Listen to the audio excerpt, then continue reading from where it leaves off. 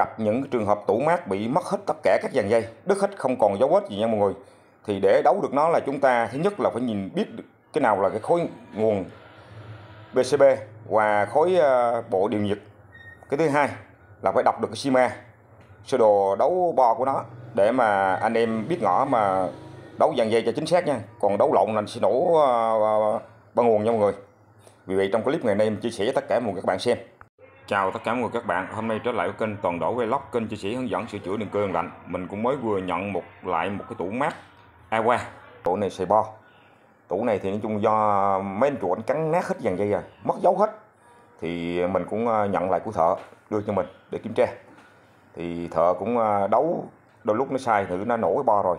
Cho nên hôm nay là mình tới nhận cái tủ này. Thứ nhất là mình để kiểm tra dây coi thợ đấu đúng chưa. Thì cái riêng biệt của dòng tủ Awa này thì trong cái catalog sơ đồ đấu dây của nó thì nhà sản xuất người ta không để cái màu dây để phân biệt cho mọi người. Thì màu dây nó là thứ nhất là đối với dòng tủ khác ví dụ màu dây black thì màu đen, red thì màu đỏ, thì cái này nó không có để những cái hiệu đó nha mọi người. Còn cái dàn dây mà đưa xuống bo thì nó cũng là khác màu luôn. Vì vậy là rất khó hiểu, cho nên mình cũng nhìn SIMA này theo kinh nghiệm mình để mình rà đấu cho người. Thì xin mời tất cả mọi người các bạn vào xem bắt đầu clip này mình kiểm tra để mà biết gặp những trường hợp này anh em tìm hiểu. Dòng tủ mát Awa này thì nó có cái dàn đèn ở trên nóc tủ nha mọi người, và cái dàn đèn ở trong ngăn mát luôn nha.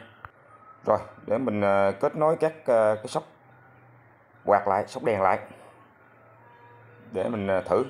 Tại vì cũng thợ đã rút ra hết nha mọi người. Mình sẽ đo biết là cái cặp dây nào là lên sensor, cặp dây nào là lên đèn quạt cho mọi người. Phải chính xác chứ không lộn là nó nổ nha. Rồi bắt đầu mình kết nối xong mình ra phía đằng sau. Mình sẽ thử. Rồi mình hướng dẫn chia sẻ cho tất cả các bạn xem. Đây là khối điều nhiệt nha. Đây là khối điều nhiệt lên tủ mát á. Cặp dây này là cặp dây của lên sensor. Tủ này thì nói chung là do chuột nó cắn sát trong góc luôn. Thợ trước người ta đã móc ra mô như thế này nha mọi người. Bô xuống 4 dây nhưng mà một dây khác nhau hết.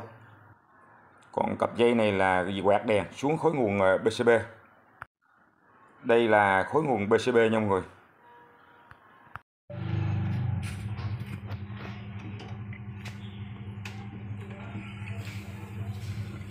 Thì đây là cái sơ đồ SIMA của cái tủ Awa, tủ mát nè. Mình phải đọc được cái sơ đồ này mình mới biết ngỏ được là cái đường mạch điện đi thế nào. Đây là những cái thường là những cái SIMA của những cái tủ khác này có cái hiệu của màu dây. Ví dụ blue là xanh, white là trắng, black là đen, hoặc là red là đỏ. Nhưng mà đối dòng tủ Awa này thì nó không có những cái màu dây như thế đó để nhìn để biết rõ, nhưng cái hiệu của là CF rồi thôi. Thì ở đây là có cái bộ là nó bộ nguồn vào thì nó sẽ đi qua cái bộ là PCB. PCB là cái bộ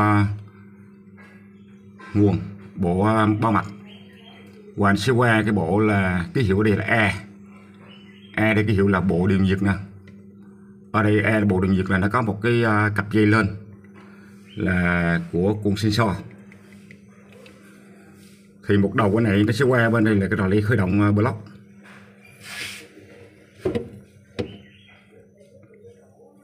Và một cái đầu dây bên này từ cái bộ điều nhiệt qua thì nên nó sẽ đấu chung đưa qua cái tẹt mít lock. Và một đầu nó sẽ đưa vào cái chữ E nè. E là cái quạt giải nhiệt tràn nóng. Giải nhiệt tràn nóng cho là block máy. Còn đồng thời nó qua bên này là cái bộ PCB này. Bao mạch này thì nó sẽ nối trong này nó có cái sóc 12V, nó sẽ đưa qua là Y là đèn. Y là đèn trong tủ. G là đèn trên nóc tủ. Hai cái này sẽ đấu chung qua một đầu.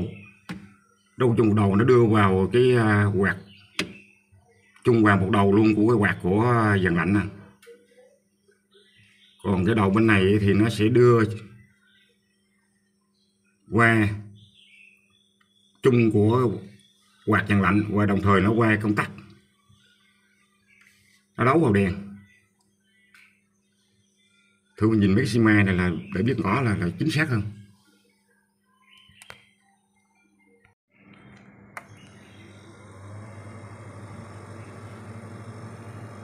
Đây là cái bộ PCB nè. Thì cái nguồn cấp là 12V. 12V sẽ đưa vào quạt và dàn đèn trong tủ, cỡ kể đèn nóc luôn. Thì hiện tại gắn là điện block và quạt hay giải nhiệt điện nóng đang chạy. Thì mình kết luận là cái thằng này á, mình đang rút ra cái bộ nguồn của thằng PCB cấp lên quạt và đèn, thì cái tủ nó không báo lỗi nha. Tủ đang nhiệt độ là 25. Để em kết luận biết được cái thằng này là cái thằng nào là mình nói là của lên sensor, thì chỉ cần mình cắt cái dây nguồn của con này ra. Vì cái tủ này là lý do là mấy anh chủ cắn đứt dây rất nhiều. Từ giờ không biết cái đường nào nối, mình phải kiểm tra từng cái một. Thì hiện tại giờ mình rút của cắt được cái đường dây của thằng lên sensor này thì thấy nó đang báo lỗi nè, với F3. Thì mình kết luận chính xác là thằng này là lên là của sensor rồi. Tại vì với cái dòng tủ này mà sensor không có thì sẽ báo lỗi F3. Chứ còn riêng mình cắt cái nguồn từ PCB là cái nguồn từ cái bo PCB lên quạt và đèn thì nó không có báo lỗi.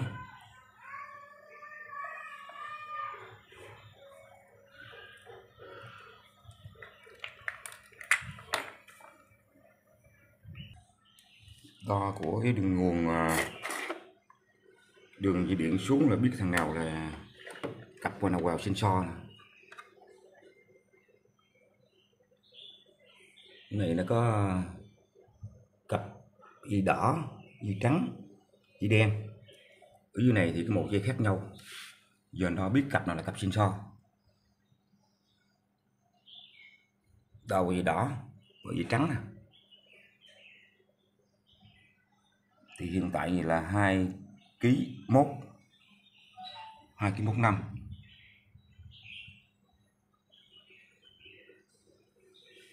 Này là có thể là sensor nè, cặp sensor. Đo quang này thôi.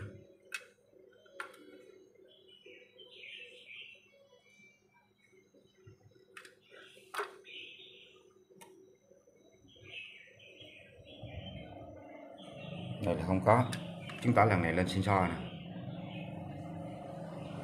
Giờ muốn biết chắc ăn lên rút cái cặp sensor ra coi nó xuống lại, rút sensor ra.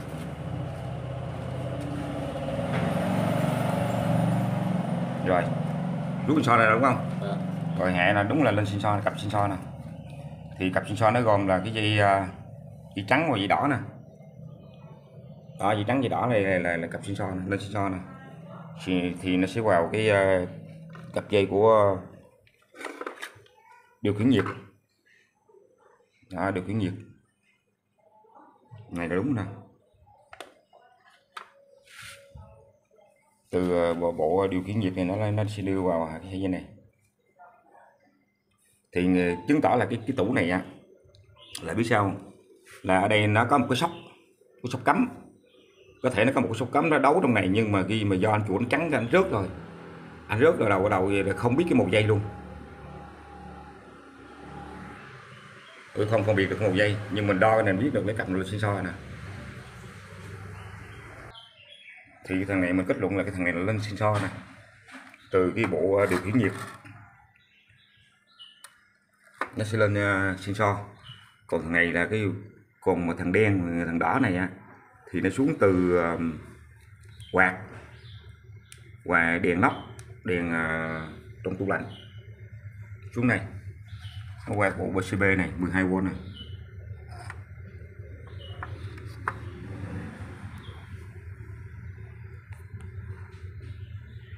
Thì sau khi mình đã là kết nối lại vào thì gắm là quạt của dây nhiệt dần nóng đang chạy tốt, mạch máy không báo lỗi, bộ điện không báo lỗi này, độ 25.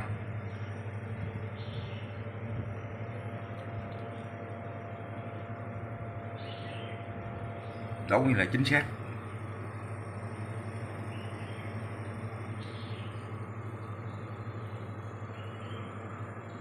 Này là xài GE 600. Rồi sau khi mình đã đấu xong dàn dây thì mình cắm điện lại thì tủ đã hoạt động tốt cho người. Đèn sáng tốt, quạt ở trong chạy. Vì vậy khi mà gặp những trường hợp như thế này, mình phải cần lưu ý đọc kỹ cái sơ đồ schema đấu dây của cái dòng tủ đó để mà hiểu rõ hơn. Giờ tủ chạy thì block chạy, quạt giải nhiệt cũng chạy luôn. Vì vậy cho nên là cái clip này mình làm chia sẻ cho tất cả các bạn xem để hiểu rõ hơn. Vì có nhiều anh em thợ mà mới vào nghề thì anh em mà không biết nhìn đọc kỹ những schema để mà đấu dây cho chính xác. Vì vậy riêng cái tủ này thì nói chung là cũng thợ đã có những thợ đã vào đấu rồi, nhưng mà do đấu lộn cho nên nó nổ luôn cái bo, nổ luôn cái con ốp tô nha mọi người. Ngữ mình cũng đã kích đấu thử là bây giờ mình làm lại là ok. Đó, bây giờ thì mình đã kết nối là thấy tủ chạy tốt.